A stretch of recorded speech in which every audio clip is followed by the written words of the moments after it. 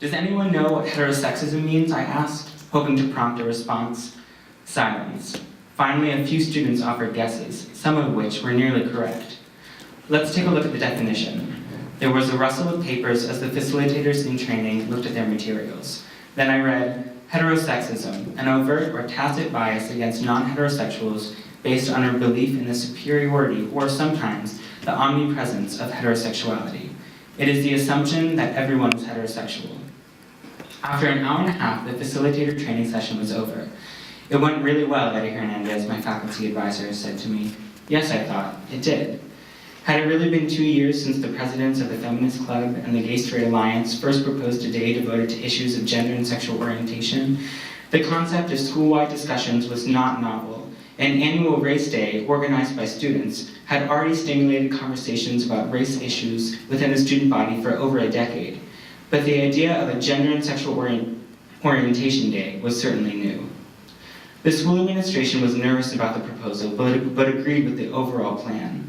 I also began to get nervous as the day approached. How would teachers and students react to these discussions?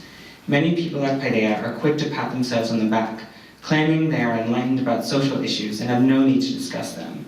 It is true that Paideia is an open and welcoming community, and I am fortunate that I have not witnessed any overt acts of sexism or homophobia. But the denial of specific LGBTQ issues contributes to the covert prejudice that some students feel.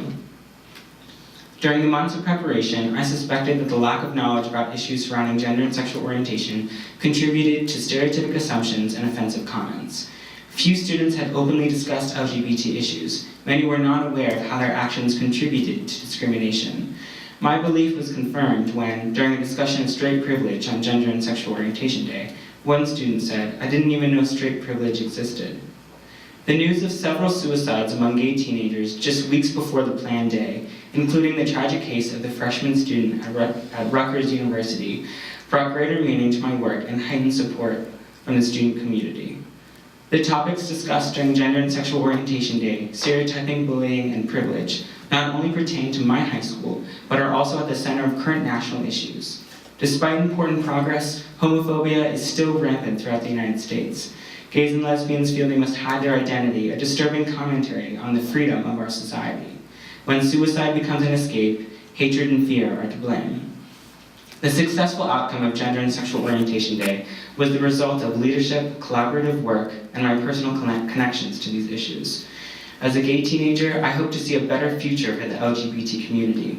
I know homophobia will not come to an end in my lifetime, but the initiative I took created a new dialogue within my school, one that identified sources of prejudice and raised awareness. This day showed me the value of working towards social change. I hope that the impact of my efforts will extend beyond Paideia's borders and reach those who need it most.